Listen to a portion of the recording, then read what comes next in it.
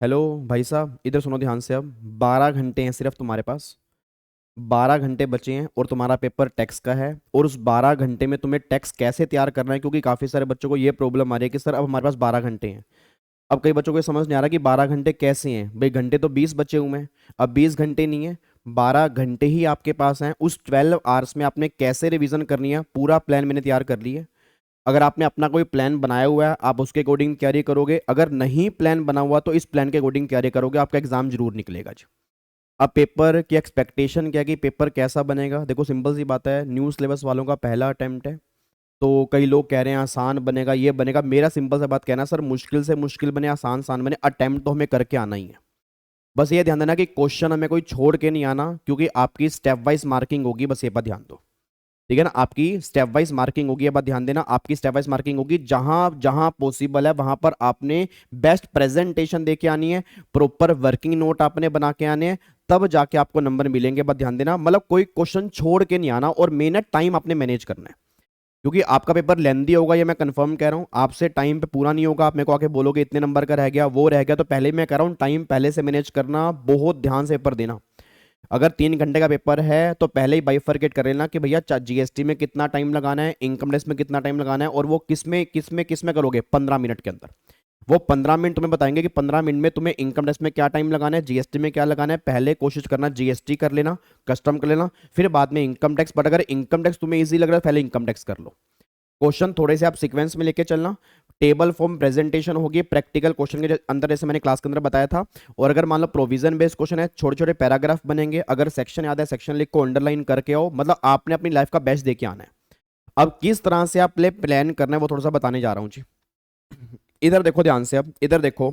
अब यहाँ पे आपने 12 घंटे को प्लान किस तरह से करना है, थोड़ा सा मैं आपको बता दूंगी। अब सारे के सारे बच्चे एक बार यहाँ पे चेक करेंगे। इधर देखो ध्यान से।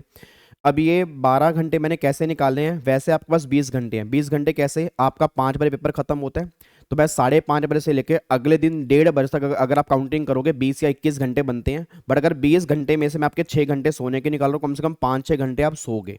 अब बच्चे अगर हमें नींद ही नहीं आएगी, वो आपके ऊपर है। बट मेरे अकॉर्डिंग एग्जाम से पहले 5 घंटे की नींद होनी चाहिए, तभी आपके दिमाग में प्रोविजन रिकॉल होते हैं, ठीक है। बट अगर आप थोड़ा सा कम सो रहे हो, मान लो आप 5 घंटे सो रहे हो, तो 1 घंटा आपको और मिल जाएगा। अगर आप 4 घंटे में सफिशिएंट सो लेते हो तो 2 घंटे आपको और मिल जाएंगे। बट मैं 6 घंटे की नींद बोल के चलूंगा, 6 घंटे की नींद आपकी है।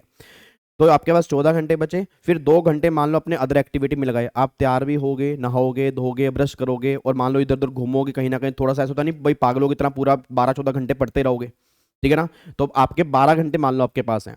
अब इस 12 घंटे को आपने कैसे प्लान करना है, 2 दिन मैंने बाइफरकेट किए हैं। एक तो पेपर से पहले, मतलब जैसे आज आपका एग्जाम हुआ है तो आज आपने क्या करना है, फिर पेपर के दिन आपने क्या करना है। अब सबसे पहले चॉइस नंबर 1 तो एक है कि आप यूट्यूब पे मत आओ, अपने नोट्स उठाओ, जो मैंने क्लास में नोट्स बनाए हुए हैं उससे सेल्फ स्टडी करो, ठीक है। अगर आपको लग रहा है कि सर वैसे नहीं हो पाएगा, तो चॉइस नंबर 2 क्या है। चॉइस नंबर 2, अभी मैंने प्री एग्जाम मैराथन जीएसटी की ली है। आई थिंक 2.25 या 2 घंटे 20 मिनट की है। आप कोशिश करो वो 2 घंटे में पूरी कंप्लीट कर लो। और उसमें सारे टॉपिक कवर नहीं है, उसमें जो मैंने मोस्ट एक्सपेक्टेड टॉपिक है, जो मुझे लग रहे हैं इस बार पेपर के अंदर बनेंगे, वो मैंने सारे करवाए हैं। बट उसके अलावा कुछ और भी टॉपिक हैं, तो 2 घंटे में वो कंप्लीट करो। फिर 1 घंटा मैंने और दिया आपको, किस लिए कि जो आपके अदर टॉपिक हैं जो उस 2 घंटे में कवर नहीं है, हमने वो भी पढ़ने हैं। क्योंकि जीएसटी में छोड़ के बिल्कुल जाना नहीं है। जीएसटी में से पूरे नंबर आने चाहिए। बस एक बात ध्यान दो, जीएसटी में पूरी जान लगा के जानी है आपने, ठीक है जी। तो 1 घंटा उसका है, तो 3 घंटे या 3.25 घंटे में आप प्लान कर लो कि हमें जीएसटी कंप्लीट करना है। तो आज आपने जीएसटी पढ़ना है, आपने डीटी पढ़ना है कल। क्योंकि अगर आप डीटी के चक्कर में पड़ गए, बिना बात के आप कुछ क्वेश्चन ऐसे देख लोगे जो तुमसे सोल्व नहीं होंगे, बिना बात के टेंशन डिप्रेशन मोटिवेशन सारा खत्म हो जाएगा, पता लगे जीएसटी भी ना हो। तो पहले जीएसटी में कॉन्फिडेंस बढ़ाओ। जीएसटी आपने 3.5-3 घंटे में कंप्लीट करना है। फिर आपने कस्टम की, मैंने भी कस्टम की मैराथन ली थी। अब कस्टम की मैराथन आई थिंक 2.5 घंटे की या 3 घंटे की, आई थिंक 2.5 घंटे की है। उसको कोशिश करो कि आप 1.5 घंटे में स्पीड थोड़ा फास्ट करके सुन लो, 1.5 घंटे में कस्टम कंप्लीट कर दो। टोटल मिला के 5 घंटे में या 5.5 घंटे में अपने जीएसटी और कस्टम आज कंप्लीट करना है रात तक। ये बात ध्यान दो जी। क्या मेरी बात आपको समझ में आ रही है जी? पक्का पक्का रही। अब अगर आज ही आप थोड़ा सा लेट तक जाग सकते हो तो आज ही फिर रात को डीटी उठा लेना, नहीं तो फिर कल सुबह जल्दी उठ जाना आपने। अब कल सुबह आपने जल्दी उठ के क्या करना है, अब मेरी डीटी की 2 प्री एग्जाम मैराथन है, और दोनों को आपने कोशिश करना है कि 4 घंटे में कंप्लीट कर लेना है। स्पीड थोड़ा 1.5 पे या 1.3 पे या 1.2 पे, जो भी कंफर्टेबल है, कोशिश करो कि वो 2 प्री एग्जाम मैराथन जो है आपने 4 घंटे में अपनी पूरी कंप्लीट कर ली, ठीक है जी। और डीटी के अंदर अगर आप सारा नहीं कर पा रहे, अगर आप मोस्ट एक्सपेक्टेड टॉपिक भी कर लोगे तो भी काम चल जाएगा। तो 4 घंटे के अंदर जितने भी मोस्ट एक्सपेक्टेड टॉपिक है, क्योंकि पूरा का पूरा आप रिकॉल कर नहीं पाओगे, ठीक है ना। अगर पूरा का पूरा रिकॉल कर सकते हो फिर तो उससे कुछ कोई बात ही नहीं है। बट अगर नहीं, आपके पास टाइम इतना नहीं है, क्योंकि टाइम बहुत कम है, तो 4 घंटे आपने मैराथन देखनी है, उसमें सारे मोस्ट एक्सपेक्टेड टॉपिक जो होंगे वो ऑलमोस्ट यहाँ पे कवर हो जाएंगे। उसके बाद फिर आपके पास ये 4 घंटे इसमें हो गए, 5 और 4 9 घंटे हो गए, अभी भी 3 घंटे आपके पास बचे हैं। बच्चा कह रहा है सर ये तो हाइपोथेटिकल है, कैसा हो पाएगा? सर अगर मैं होता तो मैं यही प्लान लेके चलता, और मैंने बहुत कंफर्टेबल तरीके से बनाया और हर बच्चे के अकॉर्डिंग बनाया। आपको थोड़ा ना शरीर को दर्द देना पड़ेगा, क्योंकि मैं 12 कह रहा हूँ सर, टैक्स का पेपर अगर थोड़ा सा भी हिल गया ना तो सारा काम खराब हो जाएगा। फिर ध्यान रखना, 6 महीने की बात होती है, तो पूरी जान लगा दो। मैं आपको बार बार कह रहा हूँ जी, पूरी जान लगा दो। अपना बेस्ट कॉन्फिडेंस लेके जाओ, पॉजिटिव होके जाओ, अपने अंदर मोटिवेशन लेके जाओ कि यस मुझे निकालना तो निकल जाएगा, ठीक है जी। उसके बाद फिर आपके पास जो 2-3 घंटे बचेंगे, आईसीएस का सैंपल पेपर, न्यू सिलेबस वाले बच्चे ध्यान दें, ओल्ड सिलेबस वाले बच्चे ध्यान दें, आपको सैंपल पेपर जरूर करना है। आपको सैंपल पेपर जरूर करना है, बस ये बात ध्यान दो, जो मॉड्यूल के पीछे दिया हुआ है। वैसे हमने यूट्यूब पर भी की है, न्यू सिलेबस का भी किया, ओल्ड का भी किया, एक बार देख लेना, कई बार उसमें से 10-15 नंबर के क्वेश्चन बन जाते हैं फ्री के, तो आपने एक बार वो जरूर ट्राई करके आना है।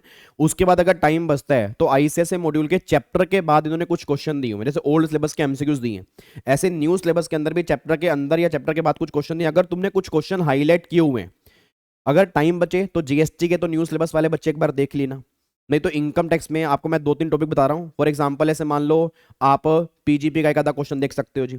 जैसे मान लो फॉर एग्जांपल आपने सेट ऑफ का एक आधा क्वेश्चन देख लिया, रेजिडेंशियल स्टेटस का देख लिया, तो मतलब 2-3 गिने चुने टॉपिक हैं, उसका टाइम लग रहा है तो देख लो, नहीं तो फिर सैंपल पेपर हो गया। और जो भी आपने कुछ क्वेश्चन अलग से हाईलाइट किए हैं तो वो कर लो, ज्यादा क्वेश्चन प्रैक्टिस नहीं करने, सिर्फ अपने प्रोविजन पे टाइम लगाना है, ठीक है। तो ये पूरा प्लान है आपका 12 घंटे का। इस तरह से आप चलोगे तो कॉन्फिडेंस आपका अच्छा बिल्डअप होगा। और डरो मत। मतलब बच्चा कह रहा है सर हाथ पैर कांप रहे हैं, सर पता नहीं समझ नहीं आ रहा कैसे कर पाएंगे, हो पाएगा नहीं हो पाएगा। भाई तुम कर सकते हो यार, ऐसे मत करो। हमने बहुत जान लगाई है, बहुत जान लगाई है, बहुत जान लगाई है। आपने अपना बेस्ट दे के आना है। बस आपने ये बिल्कुल भी दिमाग में नहीं सोचना कि पेपर कैसा बनेगा। आपने ये सोचना है भाई मेरे हाथ में पेपर आएगा, मैं भगवान को याद करूंगा, करने वाला वो है, सिर्फ मेरे हाथ में पेन है, देखना पेपर कितना बढ़िया होगा। बिलीव में पेपर बहुत बढ़िया होगा। अगर आप कॉन्फिडेंस के साथ जाओगे ना, थोड़ा पॉजिटिव होके जाओगे ना, अच्छी अच्छी वाइब्स लेके जाओगे ना, अच्छे अच्छे ब्लेसिंग्स लेके जाओगे, बहुत बढ़िया होगा। मैं कह रहा हूं कैसा मर्जी पेपर बने, आपने बस अपना बेस्ट देके आना है। मुश्किल बनेगा तो चेकिंग अच्छी होती है, बात ध्यान देना। आसान बनेगा तो हम अपना बेस्ट देके आएंगे, काम खत्म। तो हर तरह से हम विन विन सिचुएशन के अंदर हैं, तो आप बिल्कुल टेंशन मत लो, कूल होके जाओ, जबरदस्त होके जाओ, छा जाओ, और मैं कह रहा हूं मचा दो फिर, ठीक है जी। चलो जी, all the very very best. और मैं भी बनारस जा रहा हूँ, ठीक है जी। तो मैं 28 तारीख को बनारस जा रहा हूँ, तो होपफुली वहाँ पे कुछ बच्चे ने मुझे बोला कि मिलेंगे। वैसे मैं अपनी फैमिली के साथ जा रहा हूँ, बट कोशिश करूंगा मैं बच्चों से भी मिलूं। बट भगवान शिव ने बुलाया है तो वहां पर भी आपके लिए आशीर्वाद मांग के आऊंगा। मैं फिर कह रहा हूँ, जो बच्चा अपना ऑनेस्ट दे देगा ना, देख लेना इस बार छा जाएगा वो, ठीक है। बस आपने अपनी ऑनेस्टी से अपना ऑनेस्ट देना है, तुम छा जाओगे, बात ध्यान दो, ठीक है जी। All the very very best, God bless you, take care. फिर मिलता हूं बहुत जल्दी, बाय बाय, जय हिंद। और फिर all the very very best once again, thank you so much, ठीक है जी, बाय बाय।